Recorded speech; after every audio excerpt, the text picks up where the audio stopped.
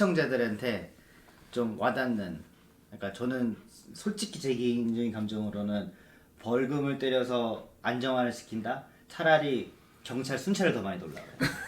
아니 장난이야. 그냥 한 놈 때려 잡았겠다는 거 아니야.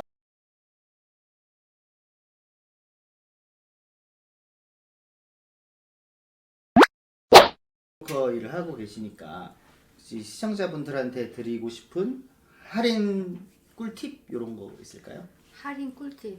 그러니까 우리가 여기서 운전면허증을 받으면 운전면허증 받은 그날짜로부터 이제 안전운전 포인트를 적립하기 시작을 해요. 그래서 안전운전자는 보험료가 싸질 수가 있는 거예요. 할인을 받는 거죠? 그러니까 안전운전자란 뭐냐면 사고를 안 일으키는 사람, 그 다음에 스피딩이나 뭐 핸드폰 사용이나 이런 그런 어떤 교통법규 위반을 안 한 사람. 그런 사람한테는 이제 좀 더 혜택을 준다. 그 다음에 그런 입장에서 이제 세이프티 레이팅이라고 하는데 1년 무사고, 1년 티켓 없이 무사고 하면 1점 받아요. 세스케천주는 1점 받으면 그게 2% 할인돼요. 기본 보험에. 네. 그러니까 10년이면 10점, 그러니까 10년이야 10점이 모으고 10점이 돼야 20%로 할인을 받는 거예요. 그리고 이제 그 11점부터 20점까지 20년, 11년부터 20년까지는 그냥 20% 할인해서 묶여 있어요. 예. 그 다음에 다시 21년이 되면 다시 21% 할인되고 이렇게 올라가는데 맥시멈 할인율은 25%예요. 25%까지. 세스케천 주에는. 예.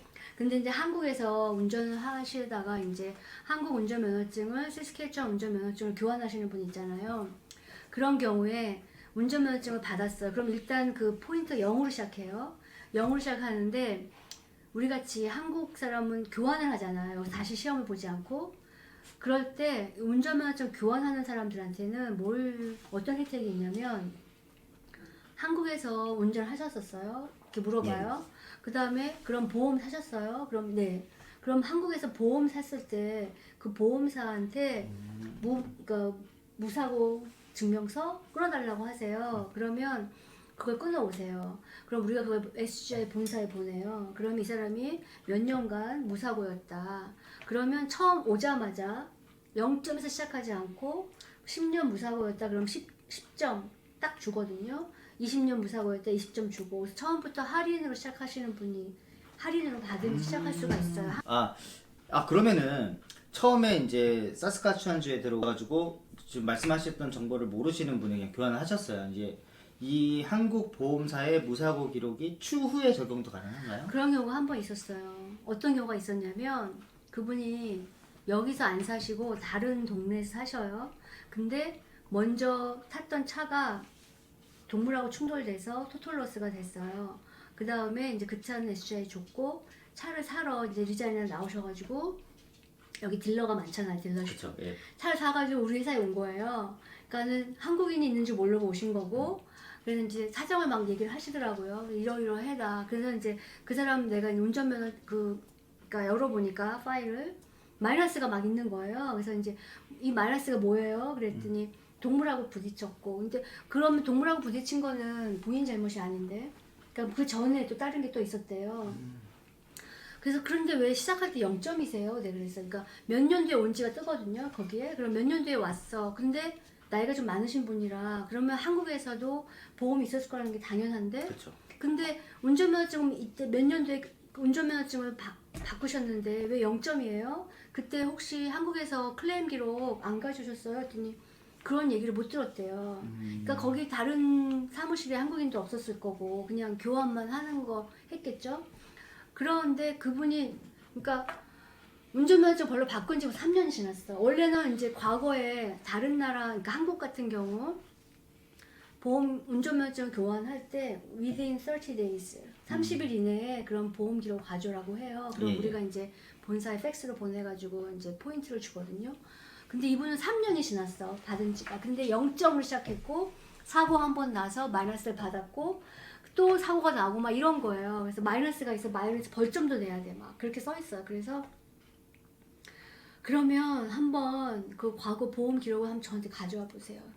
그러니까 이메일로 보세요. 제가 한번 트라이는 해볼게요. 그랬어요. 그래서 그분이 그 한국 보험 기록을 이메일로 다 보내셨어. 거기 받아가지고 영문. 그래서 제가 이제 그 SJ 본사에 보내면서 이 사람이 3년 전에 운전면허증을 바꿨는데 그때 과거 클레임 기록을 가져오면 혜택이 있다는 그런 안내를 못 받았다고 한다. 그러니까 이거 다시 생각해 달라 해서 보냈어요. 그랬더니 다 해줬어. 그러면 거기에 그래서 그 대한 사람은 플러스가 됐어. 벌점에 대한 다시 플러스가 됐고 벌점도 돈도 안 냈어. 근데 과거에 한 번 낸 건 다시 돌려주진 않았어. 아 그렇죠. 그런데 어쨌거나 그분은 플러스가 됐어. 그래서 제 말씀은 손해볼 건 없으니까 일단 트라이를 해보셔라. 그러고 이제 과거에 근데 한국에서 저 같은 경우도 장롱면허였거든요. 운전면허증이 있어도 차를 안 몰았기 때문에 보험 기록이 없어. 그쵸. 그런 사람은 그냥 0점으로 시작을 해야 돼요. 그래서 이제 그런 사람 0점을 시작하고 그다음에 이제 어떻게 차를 등록을 하느냐 이제 할인을 받을 수 있는 포인트 이제 한 가족의 엄마 여기는 가족마다 다 차가 필요하죠. 그렇죠. 대중교통이 한국만큼 발달이 안 돼 있으니까 그러니까 가족마다 다 엄마도 차가 필요해 아빠도 차가 필요해 애도 16세 이상 되면 다 차가 필요해. 그럼 한 집에 차 2대 3대 있는 건 보통이에요. 그죠? 그렇죠. 부자여서가 아니라 그냥 살아나가려면 그럼 이 차를 다 각각 이름으로 등록을 할까? 아니면 그 중에서 운전면허증이 있는 가족 식구 중에서 가장 할인 포인트가 높은 사람한테 등록을 할까? 상식적으로 생각을 해보시면 포인트가 가장 높은 사람으로 등록을 하는 게 좋겠죠. 그쵸. 그래서 어떤 경우는 아빠가 제일 높아서 아빠 이름 다 등록을 해요.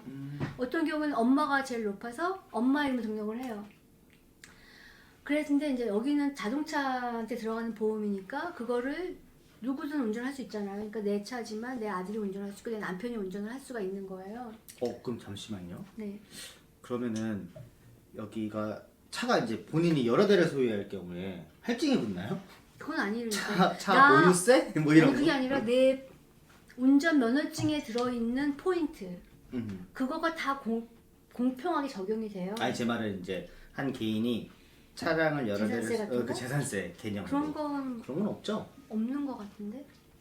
그런 거는 없는 것 같고 한국에서는 왜 그런 거 있지 않았나요? 왜 한 대 이상 갖고 있으면은 막 탄소세니 뭐니 뭐 그런 하면서 거는 없는 것 같은데? 아 그런 거는 네, 여기는 그런 건 없는 없는데 내가 더 하나 주의할 게 있어요. 그러니까 여기 주에서 사는 경우에는 지금같이 이렇게 등록을 해서 차를 몰면은 그 보험료가 혜택이 되죠. 할인이 되니까 혜택이 되는데 이제 이런 경우가 있어요. 엄마, 아빠 이름으로 다 차를 등록했어요. 그리고 이제 딸하고 아들하고 다 아빠 차를 몰고 다녔어요. 근데 이 딸하고 아들이 이제 컸어. 대학도 졸업했고 다른 주에 이제 이사를 갔어. 다른 주에 독립을 했어. 그럼 다른 주에 가서 다른 주 주민이 됐어. 예. 그러면 다른 주 주민이 되면 아빠 차를 몰 수가 있지 않아요. 차가 다른 주로 갔을 경우에는. 그렇죠. 그럴 때 이제 얘네들이 운전면허증도 다른 주로 바꾸고 그 주에서 보험을 사야 되잖아요. 그쵸. 그럼 보험을 살 때 항상 이제 보험사에서는 과거 클레임 기록 갖고 와라. 무사고면 할인해줄게. 이렇게 하거든요. 예. 근데 모든 차가 아빠 이름으로 돼 있었기 때문에 나한테는 기록이 없어. 차. 그럴 때는 할인을 하나도 못 받아. 불리하잖아요. 그렇죠. 그럴 때 제가 또 하나 꿀팁. 또 오토팩의 중요성을 말씀드리겠습니다. 여기에서. 오토팩에다가는 내가 차가 3대예요. 예를 들어서. 예. 그럼 내 차를 각각 다 이 한 오토팩에 차 3대를 다 넣어요.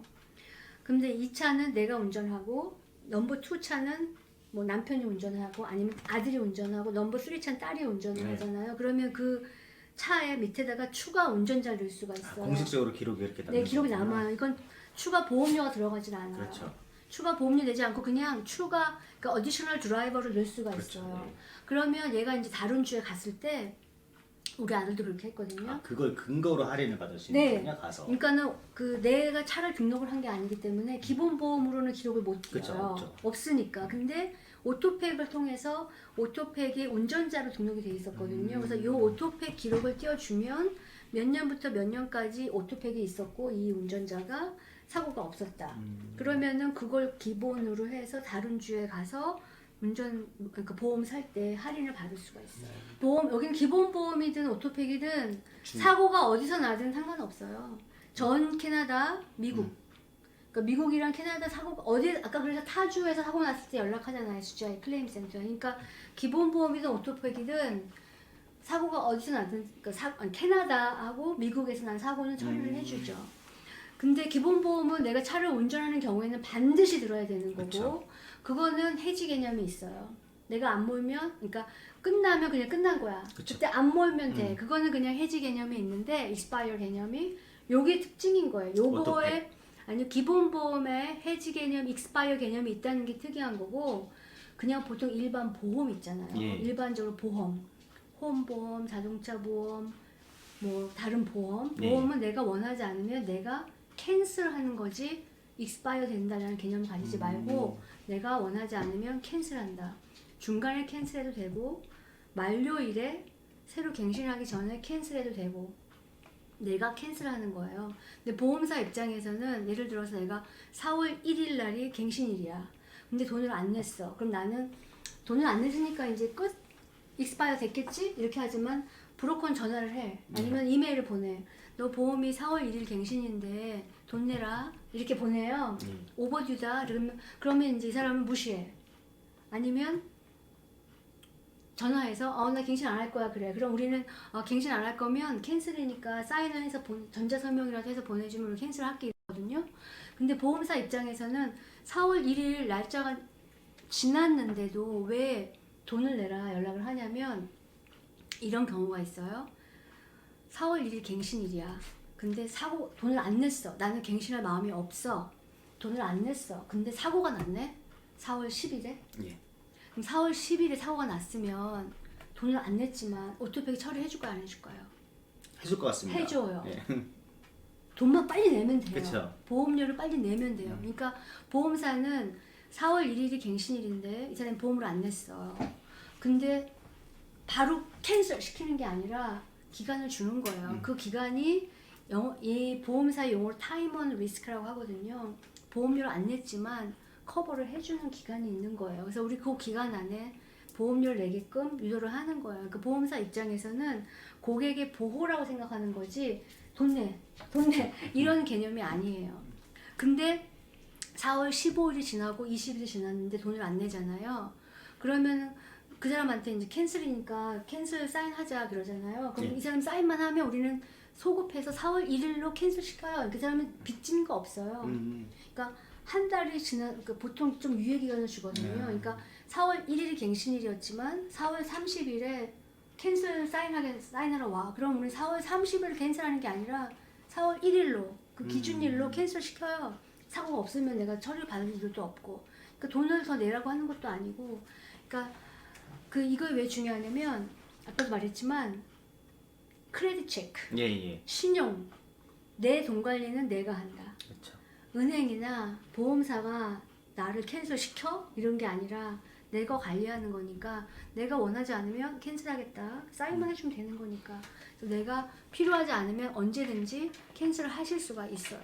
그리고 이제 언제 캔슬하냐? 다른 주 이사 가면 그렇죠. 당연히 캔슬해야죠. 다른 주에 가서 다른 주에 보험을 사고 그러면 이제 그 보험 산 날 기준으로 여기는 캔슬. 그럼 캔슬 전화로 안 돼요. 전화로 돼요. 전화로 되는데 사인이 있어야 돼요. 그렇죠. 서명이 있어야죠. 서명하는 종이를 미리 가져가시는 분이 있어요. 그러니까 미리 세스케츄안 주에서 다른 주로 가시기 전에 저한테 와서 나 언제 이사 간다. 그럼 제가 종이를 드려요 미리. 그럼 거기서 보험을 샀을 때 산 다음에 여기다 사인해서 이거 사진 찍어서 나한테 이메일을 보내라. 그랬는데 그런 거 준비 없이 가신 분들 있잖아요. 그럼 전화하시면 요즘엔 전자서명지를 저희가 보내거든요. 그쵸, 예. 그러니까 전자서명지를 받으셔서 서명을 한 거 저한테 보내면 그거에 맞춰서 사인 캔슬하고 남은 그러니까 만약에 보험 기간 중간에 캔슬하는 경우에 남은 돈은 그 새 주소로 보내드리고 그 캔슬은 내가 필요할 때 캔슬하시면 돼요. 예, 감사합니다. 그러면 지금까지 이 문 에이미 브로커님 모시고 인터뷰를 진행을 했는데요.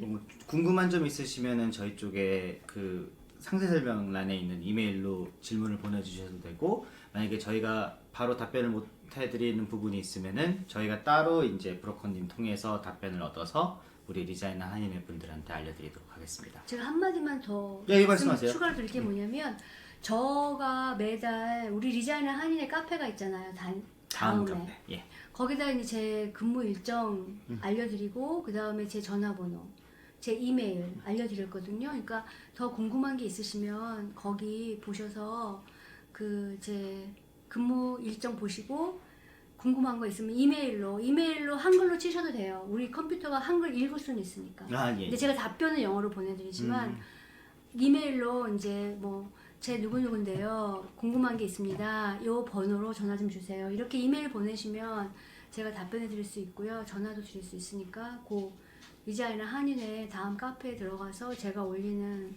그 내용도 봐주시면 되겠습니다. 감사합니다. 예, 감사합니다.